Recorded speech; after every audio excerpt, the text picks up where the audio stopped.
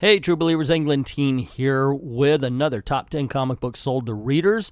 We're going to count down the hard copies that are leaving the shops, preferably after the customers pay for them. And then we're going to go over to Comixology, the world's largest digital comic book shop, and see who is winning the digital week. Is it Marvel? Is it DC? All reports say this is an odd week for comics and a strange top 10. So we're going to take a look at this. This is Bleeding Cool, so take it with a grain of salt. These are the comic book shops that have participated. So if you're in the area, stop by, say hi, maybe even buy something from them, and don't forget to support your own local comic book shop. And with all that aside, let's get this party started. At number 10, we have Second Coming, number 6. In the number 9 spot is Flash Forward, number 5. Coming in at number 8, Undiscovered Country, number 3. In the 7th slot, we have The Flash, number 86. At number 6, we have The Question, The Death of Vic Sage, number 2. Coming in at number 5 is Venom, The End. At number 4, we have Ironman 2020, number 1. The Avengers make it to number 3 with their 29th issue. And the runner-up coming in at second place is The Batman's Grave, number 4. And in first place is Brian Michael Bendis' take on the Legion of Superheroes. It's issue number 3. Oh, this is DC's week. It's 5-3 with 2 independent comics, Undiscovered Country and Second Coming, taking up spots for Marvel. Wow, that's pretty. As a DC fan, I'm kind of happy with that. I gotta say, I am very, I'm confused because of Legion of Superheroes. I'm very happy because it's number 1, and I like the light being shown on Legion of Superheroes. I'm a big fan. But Brian Michael Bendis' take, it's not all that great. Maybe I do need to revisit it. I've only read the first issue. I've got to catch up. I know maybe it's absolutely fan-frickin-tastic, but I don't see it. I hope so. Alrighty, soon we're going to go on over to the Comixology and check out the digital world and how that's panning out. But first, we're going to see what the comic book shops have to say about this week's countdown. Small week at FFF this week, with most of Marvel's big books coming out last week and all of DC Bat books coming out next week. What did come out sold well, but we didn't get the numbers we would have gotten with an X title or a Bat book. Legion was our number 1 seller this week, followed by Avengers and Second Coming. All 3 of these books have a following at our store, but they normally sit just outside of the top 10 list. With no real competition, they get to enjoy their moment in the sun. Ironman 2020 was probably Marvel's biggest release this week, and it hit our top 10 square in the middle. I don't see it being a huge hit, but the few hardcore Iron Man fans we have will stick with it. Venom took 3 of the lower top 10 spots, with Venom number 22 spending its second week in the top. Now at number 7, Ruins of Ravencroft, Sabretooth and Venom, The End are very much auxiliary Venom titles, but they still deal enough with the symbiotes to enjoy a little bit of a bump. Next week will be a big week, and our top 10 will look closer to what it normally does. Symbiotes enjoy a bit of a bump. Man, that's amazing. You know me. If you've heard my reviews, you know I'm tired of the symbiotes, the whole 9 yards. But if that's what it takes, that's what it takes. I'm kind of surprised at Iron Man 2020, but then again, I guess not. In the movies, Iron Man's beloved. In the comic books, he's there. Odd week with no powerhouse releases. Heck, a reprint comic made it into our top 10 bestsellers list, which is crazy. Not so crazy. Actually, I'm hearing a lot of people are going to back issues instead of reading modern day comics. There's a lot of faith lost in new books. Even though there's some good books out there, just people prefer the older stuff these days. It's just simpler. It felt like there were a decent amount of titles out this past Wednesday, but unfortunately there just wasn't really anything of note. Seems like Marvel and DC's heavy hitters took a week off. Weird that there wasn't any new X books. Speaking of, the tide of new Dawn of X titles that keeps getting announced is making readers a little dubious about sticking with the line, despite assurances from us and Hickman in a recent tweet that you don't actually need to be reading every single book in the lineup. But they know you will. You've got that collector's mindset. If you get one, you have to get them all. It's like Pokemon. Catch them all. Got to get it. Oh, my goodness gracious. This line is bad, but we have to collect every title of it or every number because you want a complete collection. I was able to break myself of that, and thank God for it.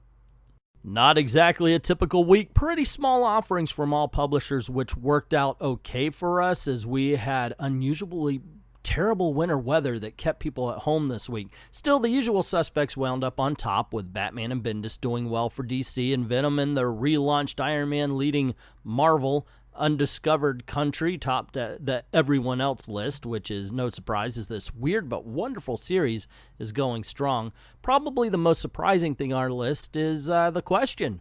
The Black Label books do well for us, as does Jeff Lemire, so I guess it shouldn't surprise me that The Question is doing well, but it does. Even though I'm a fan of the character, I'm not sure I expected so many people to give it the chance, what with the oversized format and the character having been dead or replaced by Montoya for so long. I'm going to go out on a limb and say I think people were buying it because it's the original The Question. The change to Renee Montoya never felt natural. It's kind of like knowing the character. Everybody says Dick Grayson would make a great Batman, but I don't think so, because he really wanted to move away from the Batman stuff. So him becoming Batman would be a step back. But Damian Wayne growing up, that would be natural, and I think that's what we're seeing here with The Question.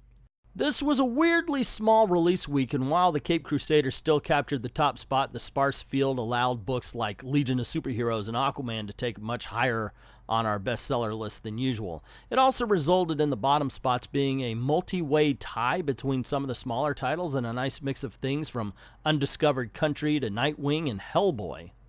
The winter specials from Hellboy are usually good. I haven't read this one yet, and I will, and I'll have a review for it. It'll probably be with my Iron Man 2020 review, so take a look out for that one as well. Otherwise, I do like this. I like the fact that even though I'm not a huge fan of the run, the light's being shown on Aquaman as well. Please, everybody, pick this one up. Let's get a better team on that book as well. Come on. Wow, what a totally odd week. Along with low sales, it was a unique top 10 week. Question 2 took the top spot and would have sold more if we had ordered even more. Legion is dropping fast, taking the 10th spot, and might not even make the next top 10 as fast as people are dropping it. Bloodshot did well. Iron Man 2020 number 1 was outsold by Spawn. Bloodshot and Aquaman here. Not a great relaunch. Iron Man 2020 number 1 and Venom number 1, The End, were the only Marvel titles to make it the top 10 for us this week. Avengers should be a title that makes the top 10 for Marvel, but they just don't seem to know what to do with the title after it gets into double digits, other than start it over yet again. And that is a point of contention with readers as well. Without the continuity, without the care, it seems like the audience is losing interest, and that's kind of a bad thing. Like you said, Avengers should be the top. It should be the top tier, the one that everybody's looking out for. But in all honesty, it hardly has ever been, if I remember correctly. Do I use the word abysmal too often? Our top-selling comics this week sold 11 copies, so I suppose unimpressed is more appropriate this time. It was a much better week for indies than we have had in a while, at least. Hey, and why not do that? If you have a slow comic book week, promote the independent comics that people aren't usually picking up. Maybe they'll find something good. I've been pushing Strange Skies Over Berlin and things like that. What is that? Something's Killing the Children. Check these books out. They're actually pretty good, gang. All right, that's what the comic book shops have to say. Now let's go over to Comixology, the world's largest digital comic book shop, and find out who wins the week. Is it Marvel, is it DC, or maybe independents will step up and win it this time? It is an odd week, they say. At number 10, we have Runaways, number 29. Coming in at number 9 is Iron Man 2020, number 1. In the number 8 spot is Undiscovered Country, number 3. Taking the number 7 slot is Nightwing, number 68. At number 6, we have Valkyrie, number 7. Coming in at number 5 is The Batman's Grave, number 4. At number 4, we have The Flash, number 86. Coming in at number 3 is Flash Forward, number 5. And the runner-up taking the second spot is Avengers, number 29.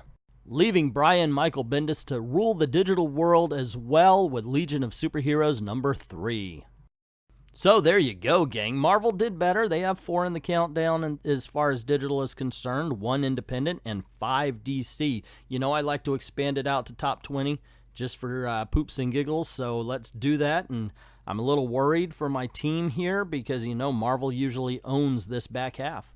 At number 11, we have Justice League Odyssey. Number 17, it's DC 6, Marvel 4. Coming in at number 12 is Superman's pal, Jimmy Olsen. Number 7, it's DC 7, Marvel 4. In the 13 slot is Aquaman number 56. It's DC 8, Marvel 4. Coming in at number 14, Teen Titans number 38, DC 9, Marvel 4. I am happy. At number 15, The Question, The Death of Vic Sage wins it for DC because of Undiscovered Country. They can't even tie. So it's 10-4 in DC's favor. At number 16, Buffy the Vampire Slayer Hellmouth, number 4, nails the coffin shut on Marvel. It's still 10-4, but with now 2 independent comic books in the countdown. At number 17, we have our third independent comic book, Life is Strange. At number 18, we have Venom, The End, number 1. It's now 10-5 in DC's favor. At number 19, we have Ruby, Chapter 10. It's 11-5 in DC's favor. And coming in at number 20 is Hellboy, The Winter Special. It is 10-5 to 4 independent comic books. Man, I would have loved to have seen Independence beat Marvel as well. Unfortunately, that didn't quite happen. However, yay, my team won. This is the first time, by the way, DC's won before, but this is the first time it was a complete trouncing since they stopped doing Rebirth and started redoing the New 52. So that's pretty cool to me as a DC fan. Anyway, there you go. That's the countdown. What do you think? Is there something way too high, something way too low? Like they said, this is an oddball countdown with the titles that we have in there because the big guns weren't put up. The big guns weren't released this week. So what is missing? What should be there that isn't?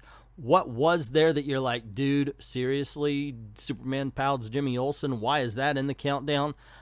Let me know what you think in the comments below. Don't forget, though, you need to click like and share, subscribe if you haven't done it already, and make sure you got those notifications set on all for Google and YouTube, the whole 9 yards, so you don't miss anything. Cool things happen around these parts.